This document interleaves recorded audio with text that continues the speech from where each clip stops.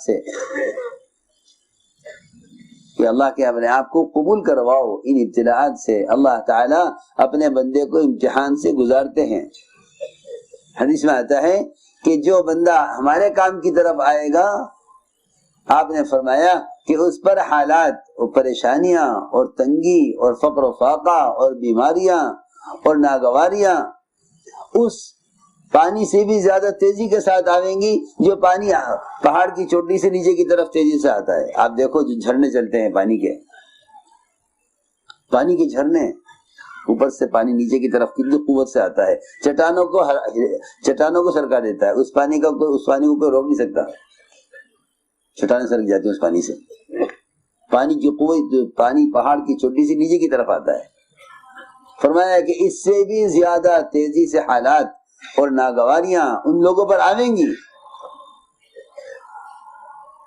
جو ہمارے اس کام میں لگیں گے، اس دعوت کے کام کے ساتھ۔ یہ فرمایا انفرادی زندگی میں وہ مجاہدہ نہیں ہے جو اجتماعی زندگی میں ہے۔ انبیاء علیہ السلام کی زندگی اجتماعی ہے، اللہ کے بندوں کو اللہ سے جوڑنا، کہ اس راستے میں ناگواریاں بہت آویں گی، اس راستے میں ناگواریاں بہت آویں گی، کہ اپنے آپ کو اللہ تعالیٰ کے یہاں قبول کرواؤ، اس لیے کہ خیریں ان کو ملیں گی جو ناگواریوں کو برداشت کریں گے۔ یہ خیر وہ پائیں گے جو ناگواریوں کو برداشت کریں گے۔ اس لیے اس کام میں سب سے بنیادی چیز صبر ہے، بنیادی چیز صبر ہے۔ جی ہاں، سب سے بنیادی چیز کام میں صبر ہے۔ اور یہ کہ صبر کب تک؟ کہ صبر کی کوئی مدت نہیں ہے، صبر کی کوئی مدت صبر کی نہیں ہے کہ ہمیں انہیں کب تک صبر کرنا ہے، انہیں کب تک صبر کرنا ہے۔ تو بیچارے بے عقل لوگ ہیں جو کہتے ہیں حکومت کو صبر کرو 2 سال تمہارے حالات ٹھیک ہو جائیں گے۔ یہ تو اندھے لوگ ہیں، انہیں کچھ پتہ نہیں ہے۔ یہ تو بیچارے ناواقف، اللہ کے ضابطوں سے ناواقف ہیں، جو سمجھتے ہیں کہ اتنا حکومت کو صبر کر لو تو تمہارے حالات ٹھیک ہو جائیں گے۔ نہیں نہیں، اس سے حالات کا کوئی تعلق نہیں ہے۔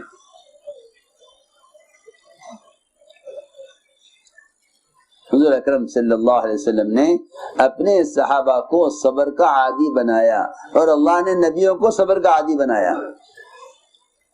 اللہ نے نبیوں کی تربیت صبر پر کی ہے، اور انبیاء علیہ السلام نے اپنے اتباع کرنے والوں کی تربیت صبر پر کی ہے۔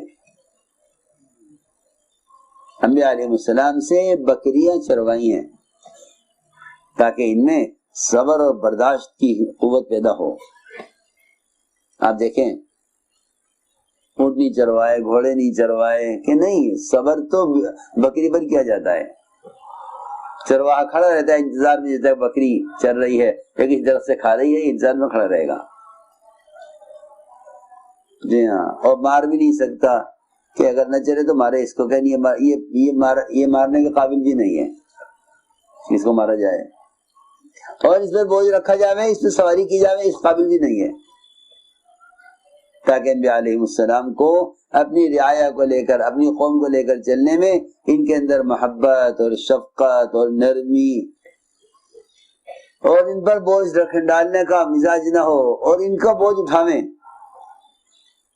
آپ دیکھو گے چرواہے کو، جو بچہ چل نہیں پاتا اسے گود میں اٹھا لیتا ہے، اٹھا کے چل رہا ساتھ۔ سب سے زیادہ مشقت کا کام بکریاں چرانا، سب سے زیادہ انتظار اور صبر کا کام ہے، انتظار اور صبر کا کام یہ ہے کہ بکریاں چروا کر نبیوں کو صبر کا عادی بنایا گیا، کیونکہ اس کام میں ترقی وہ صبر کے ساتھ ہے۔ جہاں صبر ختم ہو جائے گا وہاں اس کام کے کرنے والوں کا سفر ختم ہو جائے گا۔ میری بات یاد رکھیو کہ نہیں ہم سے تو صبر نہیں ہوتا، یہ گھر بیٹھ جائیں گے۔ جن سے صبر نہیں ہوگا کہ ان کے اس راستے کا سفر ختم ہو جائے گا، کہ صبر اس راستے میں پیٹرول کی طرح ہے، جہاں تک پیٹرول ہوگا وہاں تک گاڑی چلے گی، جہاں تیل ختم ہو جائے گا وہاں سفر ختم ہو جائے گا۔ صبر، کہ صبر اس راستے میں اتنا ایسا لازم ہے جیسے گاڑی کے لیے تیل لازم ہے، کہ جہاں تیل ختم ہو جائے گا وہاں گاڑی رک جائے گی۔ حضور اکرم صلی اللہ علیہ وسلم نے اپنے صحابہ کو صبر کا عادی بنایا، اپنے صحابہ کو صبر کا عادی بنایا۔ ایک صحابی ہیں ابو ذر غفاری رضی اللہ تعالی عنہ، مسیح میں لیٹے ہوئے تھے، حضور اکرم صلی اللہ علیہ وسلم نے ان کو حرکت دے کر اٹھایا، پوچھا مسیح میں کیوں سو رہے ہو؟ عرض کیا میرا تو کوئی گھر ہے نہیں۔ آپ نے فرمایا کہ اے ابو ذر یہ بتاؤ جب تمہیں مدینے سے نکالا جائے گا تم کیا کرو گے؟ کہ میں ملک شام جا کر رہوں گا۔ فرمایا ملک شام والے نکالیں گے پھر کیا کرو گے؟ کہ واپس مدینے آ جاؤں گا۔ فرمایا مدینے والے دوبارہ نکالیں گے پھر کیا کرو گے؟ کہ جی پھر میں ان کا مقابلہ کروں گا۔ فرمایا نہیں،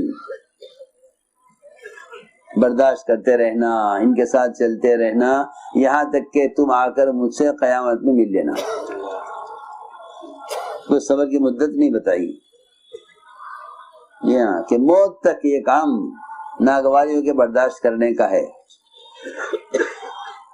اس لیے میرے دوستوں عزیزوں، استقامت ہوتی ہے صبر سے، استقامت ہوتی ہے صبر سے، کہ استقامت ہوتی ہے صبر سے، جتنا صبر ہوگا اتنی استقامت ہوگی۔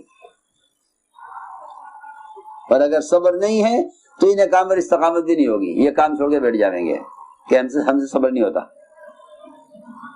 کہ یہ کام تو سب سے زیادہ اپنے آپ کو ناگواریوں سے گزارنے کا ہے، جو ناگواریوں سے گزریں گے وہ خیر تک پہنچیں گے۔ اس لیے فرمایا کہ استقامت کے لیے سب سے بنیادی چیز صبر ہے، کہ تم ساتھیوں کی کڑوی کسیلی برداشت کرو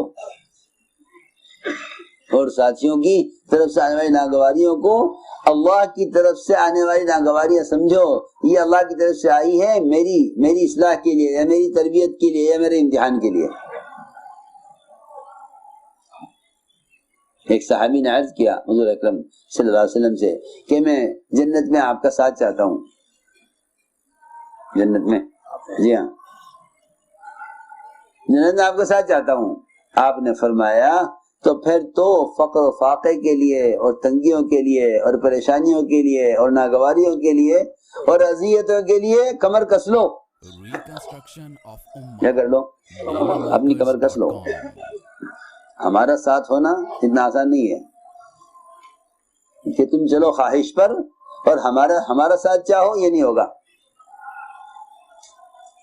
جی ہاں، تم چلو خواہش پر اور ہمارا ساتھ چاہو، یہ نہیں ہوگا۔ سنو غور سے، عمر رضی اللہ تعالیٰ عنہ کے لیے عبداللہ بن عمر نے کھانا تیار کیا اور ان کو کھانے پہ روکا کہ آپ کھانا میرے ساتھ کھا لیں۔ عمر رضی اللہ تعالیٰ کھانا کھانے کے لیے بیٹھے، ایک لقمہ لیا کھانے میں سے اور ایک لقمہ لے کر روک دیا، ہاتھ روک لیا اور فرمایا کہ میں اپنے دو ساتھیوں سے ملنا چاہتا ہوں، میرے دو ساتھی دنیا سے چلے گئے ہیں، ایک محمد صلی اللہ علیہ وسلم، دوسرا ابوبکر صدیق رضی اللہ عنہ، یہ دو دنیا سے گئے ہیں اور میں ان کے پاس پہنچنا چاہتا ہوں۔ ان تک پہنچنے کے لیے اگر میرا راستہ بدل گیا تو میں ان تک پہنچ نہیں سکوں گا۔ بیٹے نے کہا بجی کیا بات ہے؟ فرمایا دیکھو ان کا معمول یہ تھا کہ اگر دسترخوان پر دو کھانے آ گئے تو ایک کھانا صدقہ کر دیا، ایک استعمال کر لیا، مگر تم نے دو کھانے جمع کیے ہوئے ہیں، میں کھانا نہیں کھاؤں گا، ایک لقمہ لے کر چھوڑ دیا۔ دو کھانے کا ایک ہی تو کھانا ہے، سالن ایک ہی سالن ہے۔ فرمایا تم نے سالن کے اندر گوشت اور گھی دونوں جمع کیے ہوئے ہیں۔ سنو ذرا غور سے، کیا گوشت اور گھی مستقل کھانا ہے، مستقل لگان ہے، اور گوشت مستقل لگان ہے۔ لگان کہتے ہیں نا؟ ہاں جی ہاں، لگان، گوشت مستقل لگان ہے اور گھی مستقل لگان ہے۔ روٹی گوشت سے بھی کھائی جا سکتی ہے اور گھی سے بھی کھائی جا سکتی ہے۔ تم نے دو سالن جمع کیے ہوئے ہیں، میں نہیں کھاؤں گا۔ بیٹے نے کہا امینین، ایک ہی درہم میں گوشت اور گھی دونوں چیزیں آئی ہیں، میں نے زائد پیسے خرچ نہیں کیے گھی کے لیے، فرمایا کہ مسئلہ پیسے کا نہیں ہے، مسئلہ دو کھانے جمع کرنے کا ہے، کیونکہ میں نے سنت میں یہ دیکھا ہے۔ اس سے ذرا اندازہ کریں ہم اپنے معیار زندگی کا اور اپنی خواہشات کا، کہ یہ کہ تمہارے نے ہاتھ روک لیا اور کھانا چھوڑ دیا۔ عبداللہ بن عمر نے کہا آج تو کھا لیجیے، آئندہ ایسے نہیں ہوگا۔ فرمایا جب آئندہ ایسا نہیں ہوگا جب کھا لیں گے۔ چھوڑ دیا کھانا۔ میں نے مثال دی ہے کہ ہم آپ پہنچنا چاہتے ہیں جہاں ہمارے دو ساتھی گئے ہیں، یہ فرمایا۔ تو میں نے عرض کیا کہ سب سے بنیادی چیز وہ صبر ہے۔